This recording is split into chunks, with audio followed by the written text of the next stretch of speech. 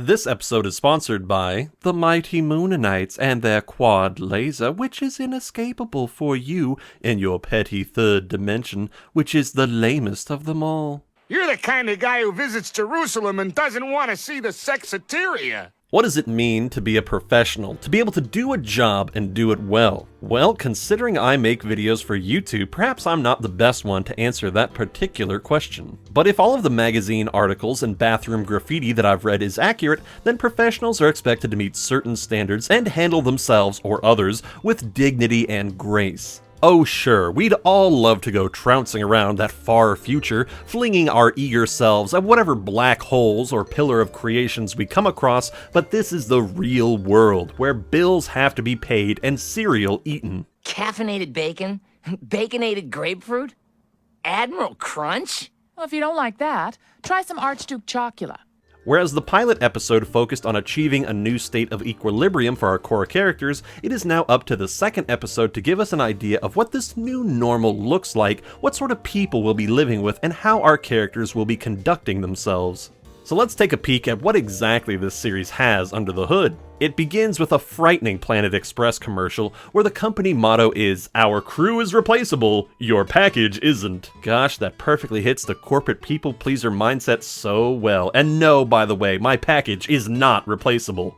Some will say that this commercial predicted the hostile corporate world, but the real smarties know that this is just a problem that's been around for far too long. Remember the 3 P's of capitalism, kids: products and profits before people. And you know what, speaking of something that's overstayed its welcome, this little scene of the professor getting nibbled on by the baby bird is really burned into my memory. I seem to recall that this clip was used in the majority of advertisements and promos for Futurama, the kind of quick gag that could fit at the end of a 20-second commercial. I'm not sure how accurate that memory is, but it feels right. Let me know if you remember those kind of commercials too. As we ponder that mystery, we get introduced to the other faces around Planet Express, from the delightfully chipper Hermes Conrad, the engineering grad student and Mars heiress Amy Wong, and a very special nightmare prawn. Dr. Zoidberg, this is Fry, the new delivery boy. He needs a physical. Excellent, excellent. Now, much like an arsonist at a Scarecrow's gas station, I do find myself tempted to heap praise on the show's excellent writing, as pretty much anything that comes out of Zoidberg's mouth is an instant classic, but instead I want to focus on giving as much love as I can to the voice acting. It is mind-blowing that Billy West can voice Fry, the Professor, and Zoidberg, who each appear in this scene, and yet sound 100% different. That goes beyond acting and into the realm of witchcraft. We also get the pleasure of Phil Lamar as Hermes and good old Lauren Tom as Amy, who some of you may recognize as the voice of Connie and Min Supernussenpone from King of the Hill. Wow, I could swear I was really playing virtual skee-ball. Nice to see a little bit of a through line between the series that I review. Excellent, excellent. Once the crew has been evaluated and found to be passably alive, we learn that their first delivery is to the moon, which fills Fry with adorable little boy joy. But as we're about to see, the moon isn't quite what it used to be. Where once there were desolate craters filled with space mildew, there is now a wasteland of tourists and tacky souvenirs. Yes, it has become the Six Flags of the future. Or maybe it's more like Disneyland. You know what? Actually, no. Looking at it again, this place doesn't seem like it has enough scattered ashes to be Disneyland.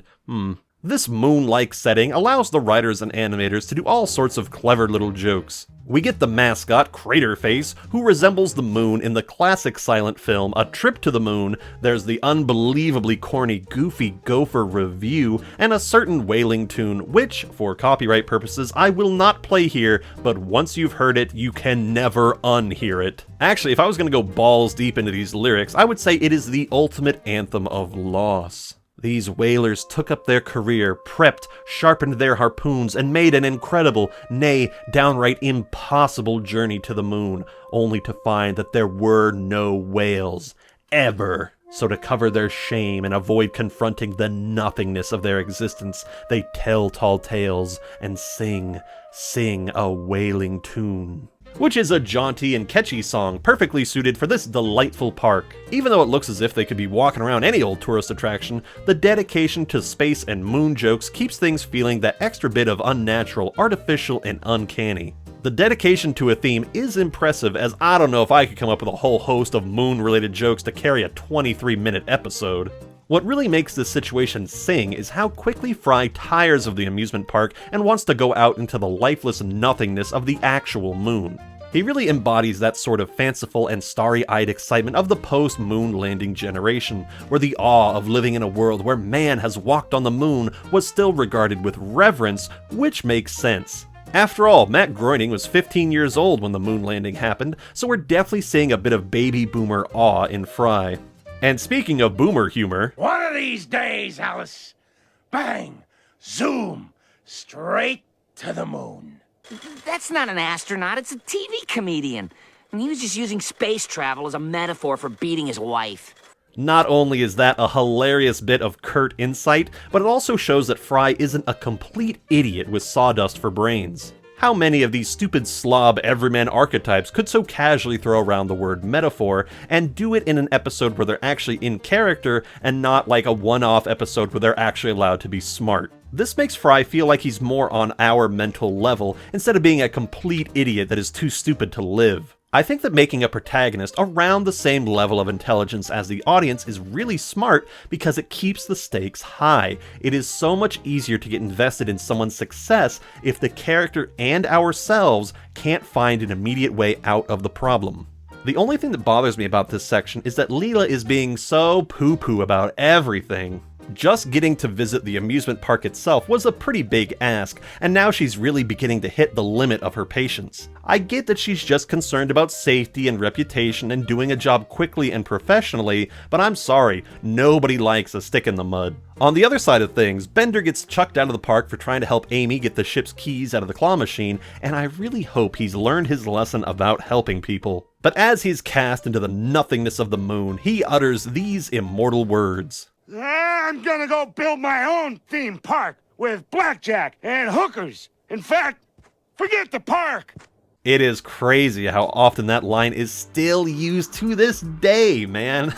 Truly an evergreen quote that will outlive us all. And speaking of dying, I think one of the greatest strengths of Futurama is how they bring life and humanization to even the most basic forms of sentience. For example, you would think that this little wailing robot would just be a glorified answering machine, mindlessly repeating itself forever and ever, but instead we get this haunting little piece of characterization. I died doing what I loved. Everything in this show is just teeming with life, very Flintstones-esque, where even your chair or pencil sharpener has a life outside of its intended function, feels very workaday and busy. Now free to explore the moon, the gang quickly comes across a fellow moon scholar and his 3 beautiful robot daughters. 28K Ew. and the Crushinator. You-ho. Whoa. You know, I dated a Crushinator once. Great lady, best lady I ever met. That's actually what caused me to pick this skeleton avatar, because after you've been crushed like that, life just ain't the same. And much like my date with Destiny, Fry and Leela find that their time at the farm is quite short-lived. Our 2 meatbags try to earn some oxygen by doing chores, but their endless milking session comes to a close when Bender has broken the one taboo the farmer had and slept with those robot daughters. We are then treated to a daring escape full of ramp jumps and these fine graduates of the University of Florida. Go Gators! Oh, and as they begin to flee from the encroaching wave of darkest death, the professor pops in and says he'd be happy to help them, but he is already in his pajamas, which is exactly what he said in the pilot. Were they intending to make this a running joke for every episode, or did someone just get paid to write the same joke twice? Either way, more power to them, I say, them and their lucrative pajama proclivities. Anyway, to keep our main characters from dying in the second episode, they come across the original lunar lander site, where Fry's excitement reaches its height, only to be immediately brought down by this grim reality check from Leela. It's just a crummy plastic flag and a dead man's tracks in the dust. Hey now, you're only about to experience 100 degrees under the negative, Leela. No need to be such an ice queen. This does get walked back pretty fast as Leela tells Fry to get in the pod before he freezes to death. As they contemplate their impending doom, Fry apologizes for dragging them out here and really begins to open up as to why the moon meant so much to him. The moon was like this awesome, romantic, mysterious thing, hanging up there in the sky where you could never reach it, no matter how much you wanted to. It's the little touches like that, where the depths of the heart can be so earnestly expressed, that really elevates Futurama to a transcendent level. But what's really nice is that you're never quite sure of when these moments will happen, if at all. This method keeps things fresh, unpredictable, and means that they can happen naturally instead of becoming just a standard like, oh, I learned something today situation. And best of all, they don't linger on these emotions for too long, constantly reminding that this is in fact a comedy show at heart. Which is why, once the two have bonded over the beauty of Earth, it brings us back down to, Earth, I guess, with Bender once again running away from the Olympus Mons Billy. Had to come back for the Cruffinator, eh, robot? Well, I got you this time. In the triumphant conclusion, Amy gets to be the hero, using her skills that she learned at the Crane game to hook Bender and the lunar lander up, which does feel like a little bit of a quick resolution, but it does pay off a few earlier scenes, and the fast-paced ending does allow for more time for the earnest stuff to happen, which I think was a very smart choice overall. And you know, Amy is a pretty underutilized character in general, so any time where she gets to have the big win of the episode is very appreciated. And boom, there you go, the episode's over, just like my time with the Crushinator. Before I even knew what happened, already we were at the end, so what are our takeaways? Well, for starters, we have been showed that there are indeed interesting people beyond the Fry, Leela, Bender trinity. This one feels almost focus groupy, where they're gauging our reaction to certain concepts, only briefly touching on Zoidberg and Hermes. And if the pilot established Bender's drinking habits and devil-may-care attitude, this is really where we get to see his lust for fembots. It's layering a lot of stuff on him, and it's very important, even if it's happening in the background. Oh, and I think I should mention that I don't think they've reached that peak Bender voice quite yet. In these first few episodes, he sounds like, I don't know how to say, like a bit older, maybe a bit shaky and unsure of himself. Take a listen. It's me, Bender. I'm being entertaining. La la la. Look at my head. It's all crazy. Look at my head. I got big old head and then hey ho. Right? Do you get what I'm saying here? Do you hear that difference? It is not quite the same natural and effortlessly flowing, charming fellow that we generally get to hear. But if I were going to pick the biggest winner of this episode, it would definitely be Fry, who is allowed to show a wide variety of characterization. I particularly enjoy how frustrated he gets at people not being aware of certain information that was pretty standard in his time. No one knows where, when, or how man first landed on the moon.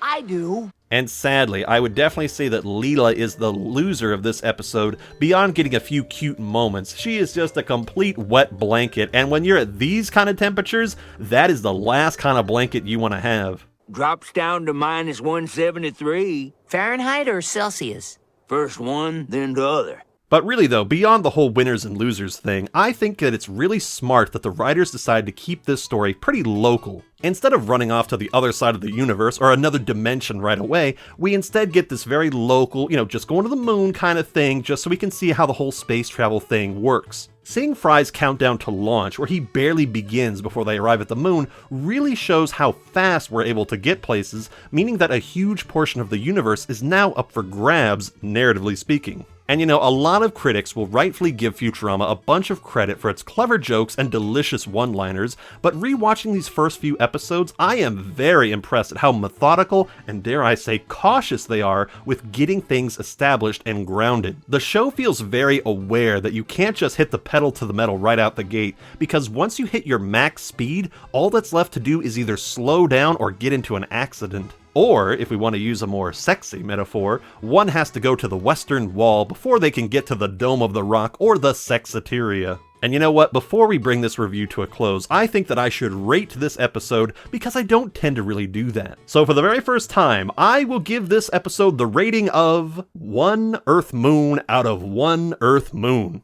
Damn, look at that, a perfect score right out the gate. Excellent.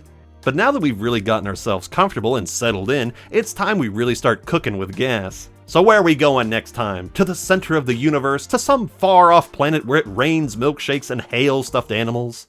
I don't even have room to hang my clothes. Look, pal, you've only got one set of clothes, and you're not taking them off while I'm here. Oh, Okay, I guess we're not done with the whole settling in thing, huh? Oh well, I guess it's best to know your own backyard before you go running off into that wild green yonder. Okay, sure, whatever. I'm up for a bit of Frasier with a ray gun. Why not? So until then, we can say that this episode of Futurama, titled "The Series Has Landed," has indeed been reviewed to death. Thanks for watching, and I'll see you in the next one. Yeah! Crank up the radio! We're winners on the